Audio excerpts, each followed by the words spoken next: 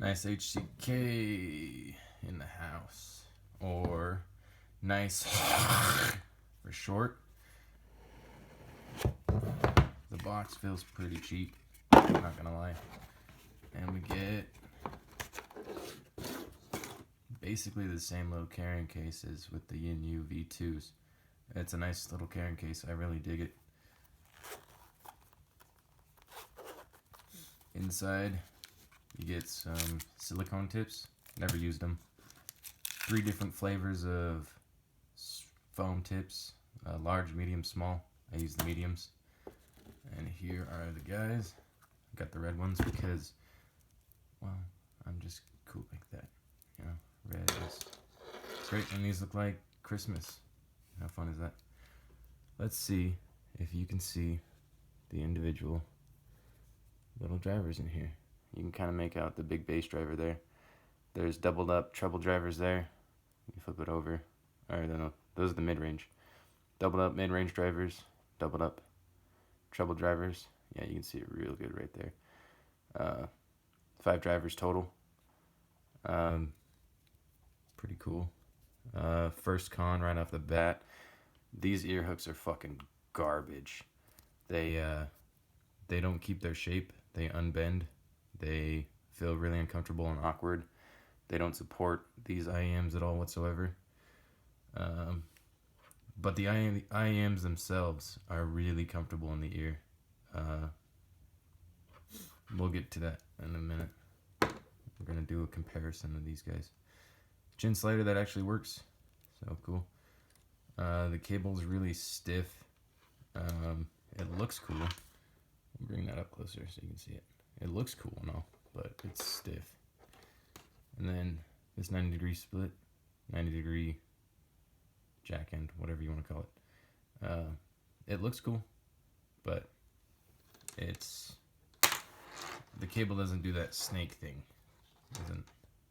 It's stiff. I don't like this cable. I have a replacement cable for these guys. I don't use this fucking cable. Don't use this cable. We went over the shit cable. The housings are plastic. They're not metal.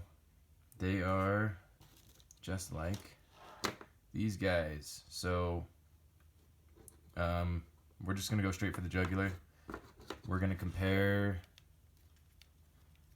Let's put them together. We're gonna compare the Shures directly to the DT500s. Why? Well, we'll get to that. Good foam tips. These foam tips are actually fantastic. I don't find myself wanting to swap them out for complies or anything like that. I have these complies right here, these deep insertion complies that are necessary on these SE535s because of sibilance. These guys have really harsh, sibilant, peaky treble without these. To my ears, that is. When I looked up that issue, other people didn't seem to have it. A handful of people did. So I think it just depends on ear canal kind of depth and how the sound kind of travels through and yada yada yada. But for me, I can only listen to them with these complies. I cannot use those stock foam tips. So flat, tight hitting bass. So these have your typical balanced armature bass to them. There's a big fat bass driver in there, but it's not enough to move any air. And that's kind of the major difference between a balanced armature bass and a dynamic driver bass that I've found, is there's no air movement. So you hear the bass and you kind of get a little bit of rumble when there's sub bass, but there's no air moving to give it kind of a powerful feel. That's no different than the Shures. A big difference between these and the Shures, however, is that the Shures, we'll bring these up close, bring that up close so you can see the drivers, hopefully, if it'll focus. The big difference between these and the Shures is the Shures are a triple driver configuration, 1 tweeter, and then 2 mid bass drivers that are kind of working in tandem, you can hear when the mid bass drivers are being overpowered on these guys. And what I mean by that is you'll listen to a track, and there will be bass at the beginning of it, and then when vocals come in, you get less bass. And that's kind of annoying on these guys, especially for the price that I paid. But we won't go over that. Forward mids on these guys. So the Shures are super mid forward. The mids drown out almost everything. These are mid forward, but they're way, way more relaxed than the Shures. And that's a great thing. That's a fantastic thing, because you can actually hear the music part. You don't just hear the vocals. Vocals sound absolutely fucking incredible on the Shures. Vocals still sound really good on these guys.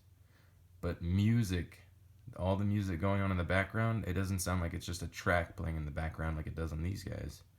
It sounds like you're listening to music, which is great, because that's what these are for, music. And then slightly rolled treble.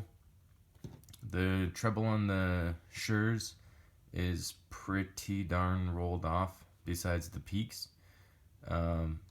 This is less rolled off, but it is rolled.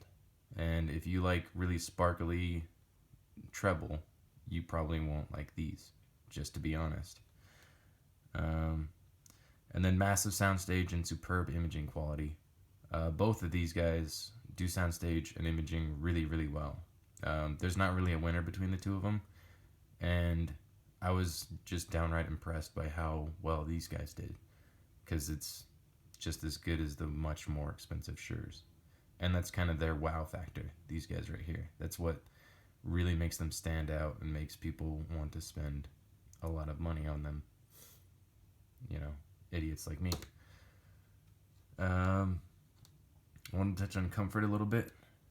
The housings are less bulky on these guys. They're just as well built, by the way. There's no like nasty seam on these guys or whatever. You can kind of see. No, it won't focus. Fuck it.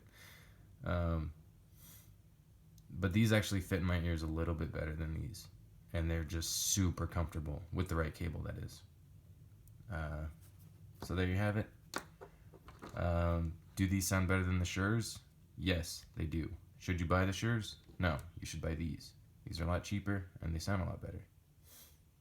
End of video. Peace out.